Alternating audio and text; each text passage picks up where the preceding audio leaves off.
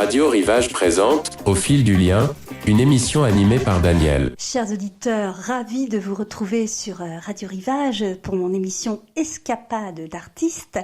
J'ai le plaisir aujourd'hui de recevoir Sarah Mostrel. Alors elle est ingénieure, journaliste reporter, écrivain, auteur, compositeur, interprète, artiste peintre, et elle va nous parler de ses différentes activités, et on va écouter un de ses titres qui s'appelle En chemin, et qui est un album qu'elle a sorti, le dernier album qu'elle a sorti, intitulé Ce qui nous lie. Chers auditeurs, on écoute cet extrait.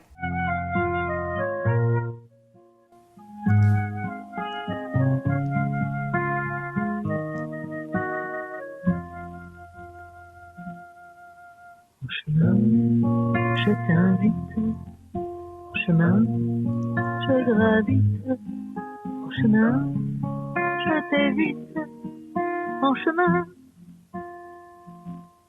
en chemin, je cogite, en chemin, je médite, en chemin, je palpite, en chemin. Je ne sais pas ce qui sera, je ne sais plus ce qui viendra. Je me demande bien pourquoi, je me souviens, tu n'es pas là. Sur le chemin. Bonjour Sarah Mostrel. Oui, bonjour. Merci d'avoir accepté mon invitation pour mon émission Escapade d'artistes. Merci à vous de m'inviter. Merci pour les auditeurs également. Alors, un superbe titre, En chemin. Racontez-nous l'histoire de cet album, Sarah. Alors, Ce qui nous lie, c'est un album que j'ai écrit, composé pendant le confinement, en fait, qui a été une période très particulière pour chacun de nous. Et donc, les mots me sont venus d'eux-mêmes, les musiques également, et donc ça a été vraiment le premier album où j'ai tout fait, c'est-à-dire paroles, musique et interprétation, avec un arrangeur qui s'appelle David Willemjan. Donc c'est un album 12 titres, et En chemin, c'est une chanson qui raconte justement que peut-être le plus important et de prendre le chemin et pas forcément l'issue du chemin qu'on ne connaît pas forcément. L'essentiel, c'est de prendre le chemin, de prendre le chemin de soi, son propre chemin, et il s'en passe des choses sur ce chemin, justement. Avec un titre d'album très joli, Ce qui nous lie. Voilà, Ce qui nous lie. Voilà, je crois que l'unité, je crois que c'est vraiment quelque chose de très important. On est tous des êtres humains, on est tous des personnes avec des sentiments, avec des envies, des désirs, des fêlures, des blessures, des histoires de vie qui sont chacune très très très passionnantes, très intéressantes, et je crois qu'il faut qu'on s'unisse justement pour un monde meilleur, et ça c'est quelque chose que j'ai beaucoup développé dans ma production artistique au fil du temps, que ce soit dans l'écriture, essentiellement dans l'écriture, mais aussi beaucoup dans la musique. Donc ce qui nous lie, c'est vraiment ce qui fait de nous des êtres humains, à mon sens. Et aussi les rencontres, car journaliste, reporter, écrivain, auteur, compositeur, interprète, vous avez donné des concerts, vous êtes aussi peintre. Les rencontres, ça c'est quelque chose d'incontournable dans votre parcours et dans votre vie actuelle. Oui, alors les rencontres, elles se sont faites au fur et à mesure du temps et des différentes étapes de mon parcours. Donc, j'ai pas tout fait en même temps tout de suite. J'ai d'abord fait une école d'ingénieur, donc un parcours scientifique au départ, et puis j'ai commencé à écrire un peu plus tard, et donc j'ai voulu m'adonner à l'écriture. J'ai fait une école de journalisme en ce sens, et c'est le métier aujourd'hui que j'exerce toujours. Et puis est venue la peinture, et est revenue la musique que j'avais exercée jeune, puisque j'avais fait 10 ans de piano quand j'étais petite. Donc la musique a toujours été quelque chose de très important pour moi. Donc les choses, se sont unies, on va dire, à un moment donné. Effectivement, aujourd'hui, ce sont les quatre activités que j'exerce aujourd'hui. C'est donc journaliste, c'est mon métier. Et puis à côté de ça, j'ai publié des livres, et je chante effectivement sur des scènes parisiennes et autres. Ça m'est arrivé aussi de chanter à Munich, par exemple. Et puis je peins, ça c'est un grand bonheur. C'est quelque chose qui s'est rajouté il y a une dizaine d'années, voilà. Alors, quel est Tout votre récent, on va style, dire. pardon Sarah, quel est votre style de peinture? Alors je suis surtout dans l'abstrait, même si parfois je frôle un peu le figuratif. Je suis très influencée par mes artistes fétiches, que sont d'ailleurs des artistes qui exposent en ce moment, donc enfin qui sont exposés en ce moment, donc je suis ravie. Nicolas de Staël Mhm. et Marc Rothko, donc ce sont Oui. vraiment les artistes qui m'ont dès le départ subjuguée et qui sont une grande source d'inspiration, même si évidemment je m'écarte de ce style, mais c'est vraiment pour moi cette lumière elle est extraordinaire. Mhm. Et puis je suis beaucoup, oui, dans l'abstrait, je suis beaucoup, on me le dit en tout cas, enfin, dans la couleur, dans la lumière, j'ai Oui. besoin vraiment de des choses un petit peu vives, des choses comme ça qui, à mon sens, marquent la vie, hein, qui sont toujours Mhm. dans ces signes symboles de la vie. Alors, la couleur, la lumière et la passion. Oui, alors la passion, c'est ce qui m'anime et c'est ce qui me fait faire tout ce que je fais aujourd'hui, parce que j'ai l'impression de travailler beaucoup et surtout de voler le temps, parce que je crois qu'on a tous des vies intenses et qu'on n'a pas toujours le temps, et que je crois qu'il faut le voler ce temps pour arriver à faire ce qu'on aime en fait. Et donc voilà, des petites nuits parfois, des choses qui s'enchaînent, mais bon, c'est toujours effectivement la passion qui me guide, c'est ça qui anime cette activité. Alors, vous avez publié un ouvrage, Femmes inspirantes aux éditions Non Nobis. Parlez-nous de ce livre où vous dressez le portrait de femmes au parcours passionné, fort et engagé.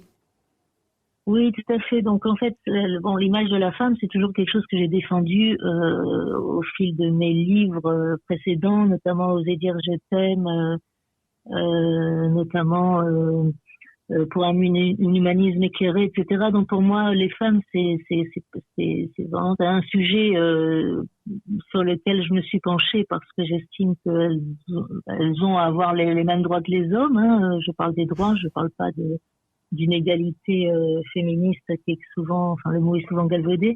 Donc ce livre, l'idée c'était de dresser le portrait de certaines femmes que j'ai sélectionnées. Alors il y en aurait beaucoup d'autres, hein, mais il fallait forcément restreindre le choix. Des femmes qui ont été un modèle, que ce soit du côté militantisme, que ce soit du côté pionnière, et qui nous ont ouvert des voies à un monde meilleur pour tous, hein, pour les hommes comme pour les femmes.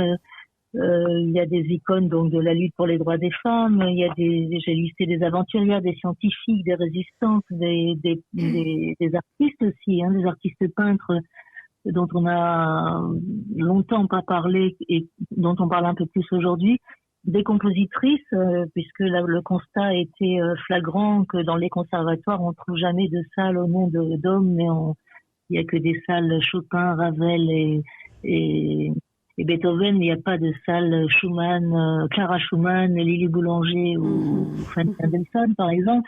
Donc j'ai voulu mettre en exergue ces femmes qui ont été très connues à leur époque, hein, qui se sont sacrifiées parfois pour justement faire évoluer leurs conditions, qui ont défendu la liberté, l'égalité, qui avaient un fort sens de la justice. Donc je suis passée d'Olympe de Gouges à Louise Michel, à Clara Zetkin, hein, qu'on connaît mal, qui a inventé le 8 mars, hein, le 8 mars, la journée des femmes dont on bénéficie aujourd'hui. Simone Veil, Rosa Parks, Arna Burke, à l'origine de MeToo, puisque ça c'est un phénomène aussi qui a beaucoup fait avancer les choses à mon sens. Les scientifiques comme Marie Curie, les artistes peintres comme Suzanne Valadon, les résistantes comme Joséphine Baker, qui a été panthéonisée il n'y a pas très longtemps, et puis les compositrices, quelques compositrices comme Louise Farenc, etc. Voilà, l'idée c'était vraiment de célébrer ces femmes qui ont été les ambassadrices, hein, qui ont voué leur vie à un idéal et qui se sont démarquées par ce goût du risque et le courage de s'affirmer en bousculant une société qui ne leur laissait pas de place en général. Donc, il me semble que j'avais envie de participer à leur commémoration. Voilà. Alors, ce titre Femme inspirante, c'est un très très beau titre, très puissant. En quoi vous, Sarah, elles vous ont inspiré? Alors moi, c'est surtout le courage, ce sens, comme je disais, de la justice. Et puis elles ont œuvré vraiment toute leur vie pour qu'elles soient reconnues à juste titre, puisque en fait souvent elles célébraient, par exemple les compositrices, c'était leur mari ou leur frère qu'elles mettaient en avant, ou on leur a Colette par exemple, on lui a volé son livre en disant, enfin c'était son mari qui avait pris le nom d'auteur. Donc pour moi, ce sont vraiment des femmes qui incarnent la liberté, qui se sont sacrifiées pour que l'on ait des acquis qui sont encore visibles aujourd'hui, hein, la liberté du corps, la liberté de la profession, l'égalité des droits. Donc ce sont des parcours complètement exceptionnels, et ce sont des femmes qui sont allées au bout de leur passion dans des périodes très défavorables à la condition féminine. Qui se sont engagés à changer la société. Moi, j'ai aussi beaucoup, à ma façon, bien sûr, je me comparerai pas à ces phénomènes, mais toute ma vie a été un petit peu orientée dans le sens où je voulais participer à un monde meilleur, donc mettre ma pierre à l'édifice pour essayer de faire avancer les choses. Donc cette idée-là, elle m'habite depuis très très longtemps en fait. Donc d'être active et d'essayer de faire changer ou d'évoluer certaines choses. Ça vous tient à cœur? Certaines choses, et puis notamment, alors ça c'est de manière humaine, de façon générale, par rapport aux femmes, il y a toujours cette inégalité qui est quand même flagrante. Alors moi, je suis ingénieure, donc je l'ai ressenti très vite parce que il y avait très peu de femmes dans l'école où j'ai étudié. À tous les points de vue, enfin, je veux dire, on est encore dans une inégalité de salaire importante. Les femmes souvent sont celles qui encore effectuent les tâches ménagères majoritairement par rapport aux hommes. Les congés de maternité sont beaucoup plus stricts que les congés de paternité. Enfin, tout ça me semble complètement injuste, hein, puisque si les femmes désirent faire carrière et puis avancer, elles sont aujourd'hui mères et femmes et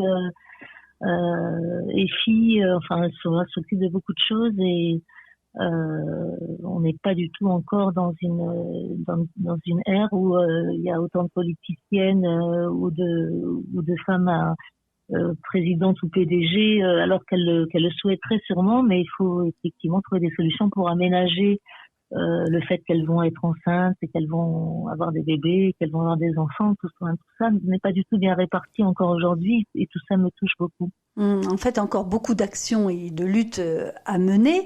Parmi les portraits de femmes inspirantes, alors vous nous avez cité plusieurs femmes, est-ce qu'il y en a une qui est, entre guillemets, votre femme inspirante? Alors, j'ai beaucoup de favorites, à vrai dire, j'ai du mal alors bon, je suis admiratrice de Clara Zetkin, parce qu'elle a inventé le 8 mars. C'est une femme qui est pas du tout connue. Il y a aussi Cécile Brunjung, à qui on a volé les prix Nobel. Donc on a décidé enfin, ce sont des hommes qui se sont appropriés ces prix. Donc je trouve ça absolument abominable. Rosa Parks, évidemment, mais elle a fait avancer le droit des femmes noires, mais le droit des femmes aussi en général. Et puis peut-être dans les peintres, Suzanne Valadon, effectivement, et Joséphine Baker, bien sûr. Je ne peux pas ne pas la citer parce que j'ai été très imprégnée de son parcours, puisque j'ai aussi assisté à la panthéonisation récemment. J'ai aussi interviewé son fils, donc j'ai été très sensibilisée à ses multiples casquettes, hein, mère adoptive de 12 enfants, donc un idéal de vie absolument extraordinaire, résistante, artiste, femme noire, donc qui a eu aussi à partir avec toute sa ségrégation. Enfin, c'est énorme, hein, tout ce qu'elle a pu accomplir dans sa vie, et puis le personnage qu'elle a incarné dans une période aussi pas facile. Alors, parmi les activités que vous avez, artistiques, quelle est l'activité qui vous permet, de votre point de vue, de vous exprimer complètement? Est-ce la peinture, est-ce l'écriture ou est-ce la chanson? Alors c'est une question difficile, hein, parce que j'ai l'impression qu'elles sont assez complémentaires, ces activités. Disons que la peinture me détend énormément, c'est-à-dire quand je peins, je me laisse aller. Il y a quelque chose de sensoriel, hein,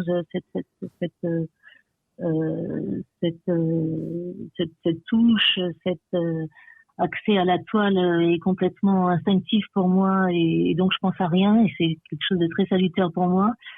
Quand j'écris, c'est beaucoup plus intellectuel, donc faut faire attention aux mots, aux formulations, etc. Donc il y a quelque chose de plus technique là, même si effectivement ça permet de véhiculer des idées, donc ça c'est fantastique aussi. Oui. Et la musique c'est la sensibilité dans toute sa splendeur, c'est-à-dire que là je peux y mettre ma sensibilité, je peux partager une certaine poésie qui est parfois plus facile d'accès en chanson qu'en poésie proprement dite.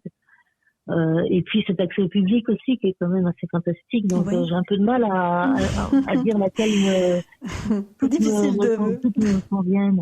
Je comprends. Mais alors, parlez-nous de vos concerts, Sarah. Comment vous vous organisez et quel est le dernier concert que vous ayez donné? Alors j'ai donné un concert le 28 octobre, me semble-t-il, donc très récemment, dans le 17e où j'ai là chanté. Donc ça fait à peu près depuis 2011 que je me produis sur scène, sur des scènes diverses, petites, grandes, théâtres, centres culturels, toutes sortes de lieux divers. Et là j'ai chanté justement des chansons de mon dernier album Ce qui nous lie et certains extraits du nouvel album que j'essaie de sortir, qui s'appelle Train de vie. Oui, donc vous allez nous parler. Oui, parlez-nous donc ce prochain album Train de vie que vous essayez de monter, si j'ai bien compris, sur le plan financier par un dispositif crowdfunding. Parlez à nos auditeurs de ce projet. Voilà, j'ai lancé une campagne de financement, donc avec la plateforme de crowdfunding Ulule, pour ne pas la nommer. Donc ça peut se retrouver pour les personnes qui seraient intéressées pour participer à cette aventure. C'est ulule.com/train de vie, c'est le nom du disque, avec mon nom, Sarah Mostrel.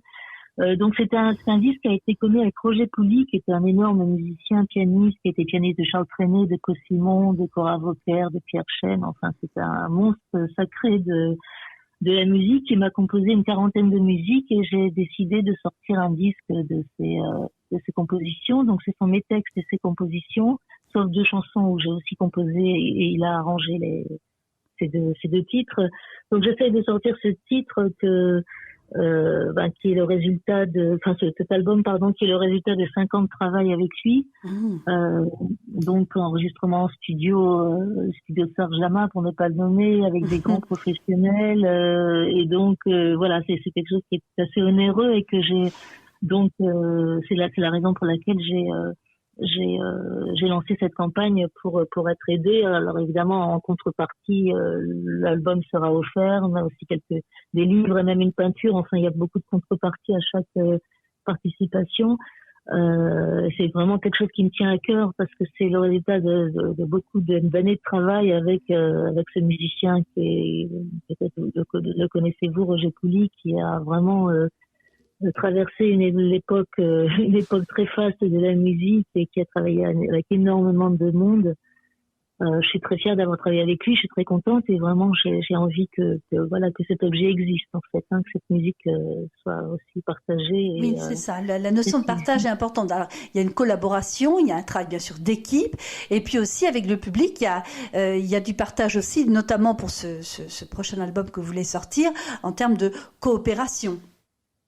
Tout à fait, voilà. Et puis j'offre aussi, à un certain niveau, je peux aussi faire des concerts privés chez les personnes ou bien pour une association ou que sais-je. En tout cas, effectivement, j'aime beaucoup créer parce que c'est vraiment la créativité, c'est très essentiel pour moi. Mais le but est aussi de partager. C'est pas de garder ça pour soi, c'est de partager et de effectivement, éventuellement toucher et concerner les gens et leur plaire évidemment et puis les mots ont un sens. Pour moi, les mots et la musique, c'est très très lié. Donc, j'essaye de transmettre beaucoup de choses à travers tout ça. Donc, j'espère qu'il y a des choses qui arrivent aux auditeurs et aux spectateurs. En général, il y a des bons retours et ça me fait plaisir de partager, comme je disais, de participer à mon humble niveau peut-être à faire évoluer les choses. Donc transmettre, partager. En tout cas, Radio Rivage va diffuser vos titres. Hein. On a diffusé comme en chemin, notamment en début de cette interview. J'ai une question à vous poser, Sarah. Parmi toutes ces activités très passionnantes qui vous prennent aussi toute votre énergie, une vie avec de multiples facettes d'expression, est-ce que vous avez un projet secret, particulier, que vous voudriez réaliser? Alors j'ai toujours 10 000 projets en tête, hein, et il y en a certains que je lance. Alors là, je ne pourrais pas encore en parler parce qu'il n'y a rien de réellement concret. Mais pour vous dire, j'ai un projet avec une chanteuse, j'ai un projet de trio avec 2 autres personnes. J'ai un projet de livre parce que j'illustre aussi parfois mes livres avec mes photos ou mes peintures. Notamment, voilà, excusez-moi, Marchons doucement sur nos rêves, publié en 2023, qui est illustré par vos peintures, c'est bien ça? Oui, tout à fait. Donc, Marchons doucement sur nos rêves, c'est une anthologie, en fait, puisque j'ai publié une dizaine de recueils de poésie depuis les années 2000. Ouais. J'ai fait une sorte de best-of des poèmes qui sont disséminés dans plusieurs de mes ouvrages. Pour faire cette anthologie, qui, pour les gens qui ne connaissent peut-être pas la poésie contemporaine ou qui sont intéressés par approfondir les choses que j'ai pu écrire au fil du temps, parce qu'on change au fil du temps aussi, donc c'est assez intéressant de faire ces anthologies qui regroupent plusieurs thèmes différents. Donc ce livre regroupe ces poèmes, je sais pas, il y en a une cinquantaine je crois, et puis je les ai illustrés, alors pas chaque poème, mais toutes les 10 pages on va dire, il y a une peinture que j'ai associée à un poème, et c'est un grand plaisir pour moi de mêler l'art visuel avec l'écrit. Hein. C'est vraiment relier les arts entre eux, c'est vraiment quelque chose de fantastique. Et puis ça touche aux émotions. Voilà, c'est toujours un petit peu cette sensibilité qui s'exprime différemment, mais c'est toujours la même idée. Je serai au Salon d'automne en janvier, je sais plus exactement la date. Je suis sélectionnée pour la 3e fois au Salon d'automne. Ça, c'est le côté peinture. Je suis toujours en train de mener des nouvelles créations, et puis j'aurai aussi alors j'ai une exposition en ce moment au 18 avenue de la Porte-Brancion qui s'appelle Promesse, une exposition de peinture. Donc le vernissage a eu lieu la semaine dernière, et donc là il y a une 30aine d'œuvres qui sont exposées dans ce lieu qui est visitable tous les jours, hein, c'est ouvert tous les jours. Donc c'est organisé par la mairie du 15e. Et puis voilà, donc j'ai aussi une exposition d'encre qui sera prévue décembre, janvier, autre part. Enfin voilà, j'ai toujours des projets en cours et des projets latents et des choses. Comme je suis passionnée, c'est vrai que il y a beaucoup de choses qui m'intéressent, et quand elles se réalisent, c'est fantastique, quoi. Alors, toutes ces activités qui vous mettent aussi, bien sûr, en relation, en contact avec votre public, parlez-nous de vos rencontres avec votre public. Alors ça, c'est vraiment très très gratifiant, parce que notamment quand j'ai commencé, notamment au départ, j'ai déclamé de la poésie avant de chanter, hein, et je me rendais compte que certaines personnes n'avaient jamais rencontré cette poésie d'aujourd'hui. Ils étaient restés un petit peu sur les choses qu'on était obligé d'apprendre quand on était à l'école, et qui étaient des poèmes qui n'étaient pas toujours compréhensibles, qui n'étaient pas toujours intéressants pour les enfants. Et donc aujourd'hui, j'ai rencontré notamment des personnes qui ont découvert que on pouvait écrire une autre poésie, une poésie d'aujourd'hui. Alors moi, je suis en vers libre, hein. Après, chacun a une technique différente, mais c'est en fait c'est le public qui m'a encouragée à aller frapper à une maison d'édition et à essayer de publier, parce qu'au départ, c'était pas du tout prévu tout ça, hein, puisque j'étais de formation complètement autre. Et donc, c'est vraiment le public qui m'a encouragée à aller de l'avant, et tout le long, en fait. Que ça a plu, ça a touché. Sur certains sujets, j'étais peut-être parfois le porte-parole pour eux. Et donc, c'est vraiment les autres qui m'ont construite et qui m'ont encouragée à aller de l'avant. Et je crois que c'est encore aujourd'hui, c'est le retour des gens qui me fait avancer, parce que voilà, si les gens, si je peux leur apporter quelque chose, c'est vraiment c'est extraordinaire.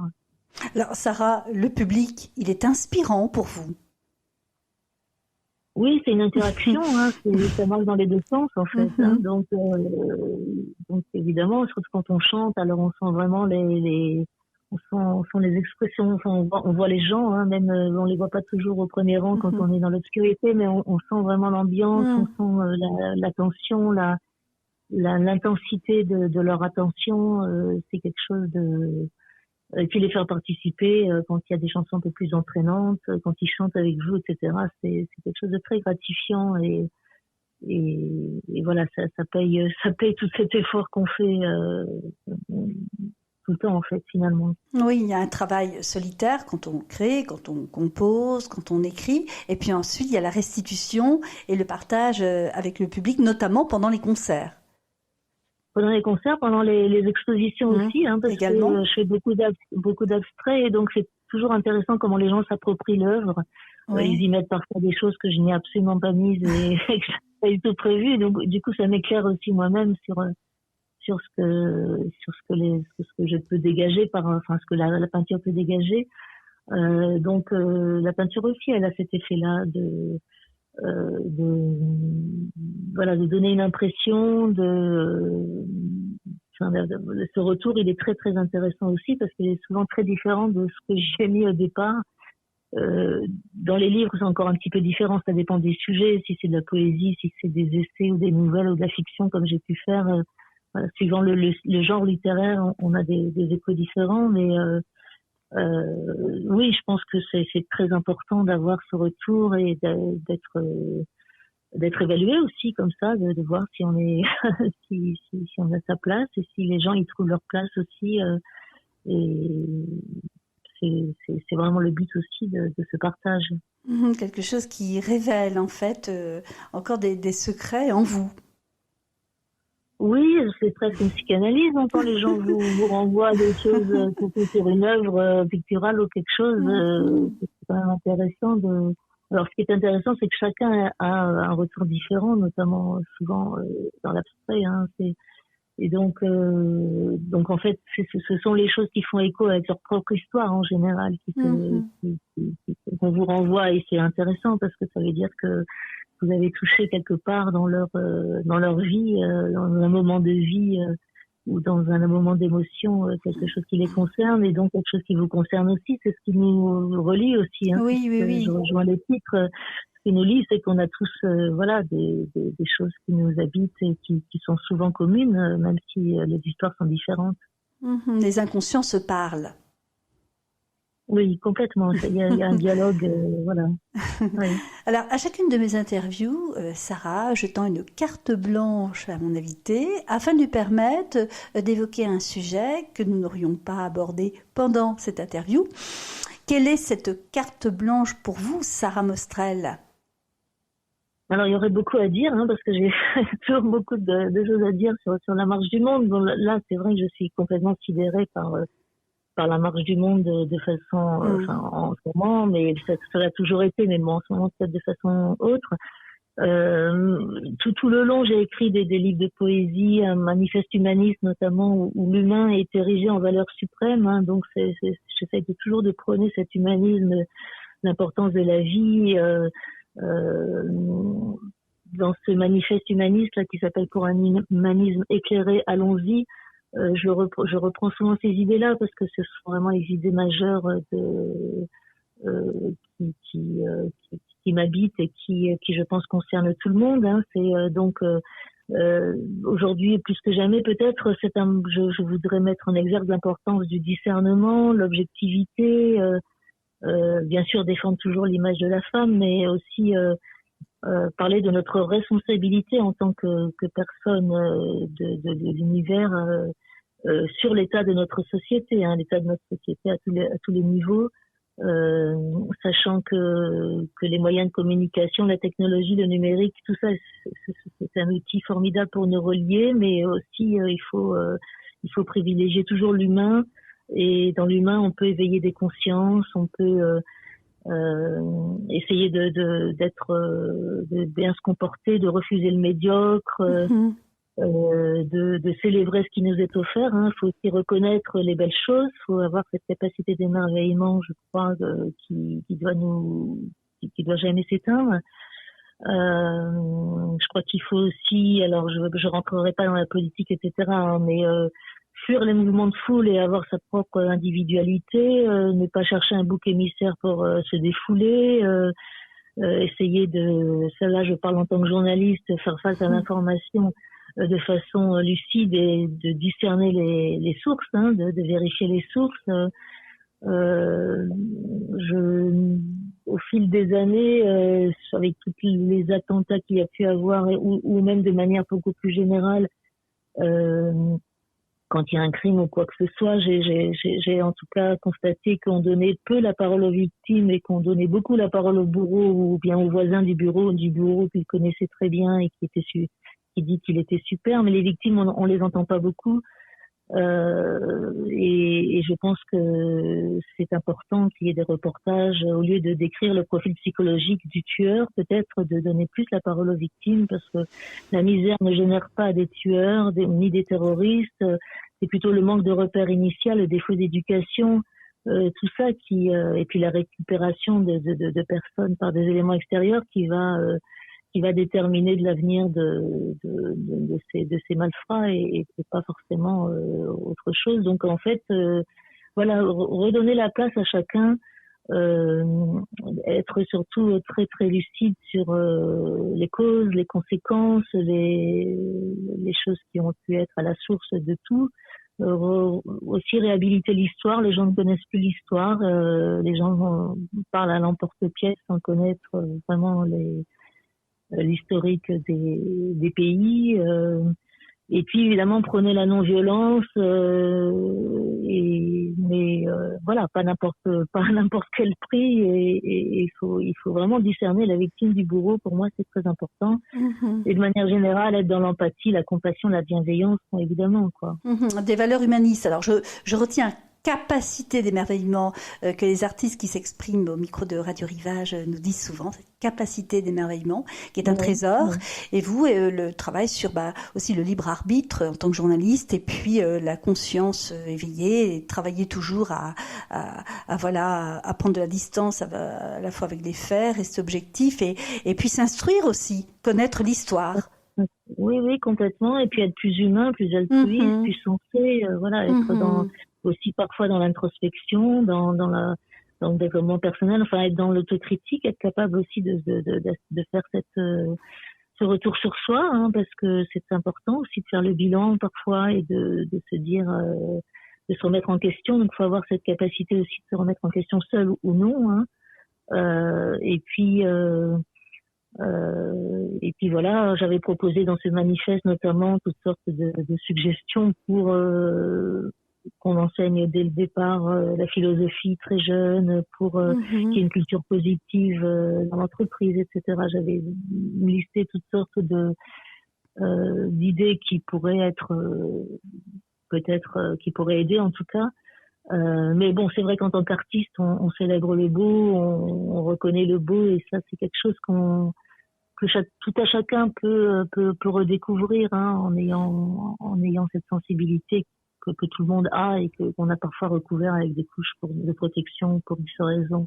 Bien sûr, l'art aussi un moyen aussi de résister à la violence. Oui, puis ça n'a pas dans la lumière, il faut aller vers la lumière et pas vers l'obscurité. Il faut lutter en fait pour ça. On est fait pour ça, on est fait pour la vie. Et donc, prenons la vie avec toutes ses beautés. Il y a tellement de jolies choses. Ne laissons pas ternir par les mauvaises choses. Luttons contre les mauvaises choses. Et puis, réveillons-nous aussi, peut-être. Voilà. Réveillons-nous. Eh bien, nous allons garder cette phrase superbe, Sarah. Merci de nous avoir accordé cette interview. Merci à vous. C'est très gentil de m'avoir proposé. Je vous en prie. C'est un plaisir pour nos auditeurs de Radio Rivage. Merci de nous avoir accordé du temps dans un agenda qui est chargé, à la fois en projet et en activité quotidienne. Vous nous tiendrez au courant, Sarah, pour votre prochain album, Train de vie, que vous essayez de financer par le crowdfunding. Nous allons diffuser sur Radio Rivage, pour l'émission Escapade d'artistes, vos titres, Sarah, pour les faire redécouvrir à nos auditeurs.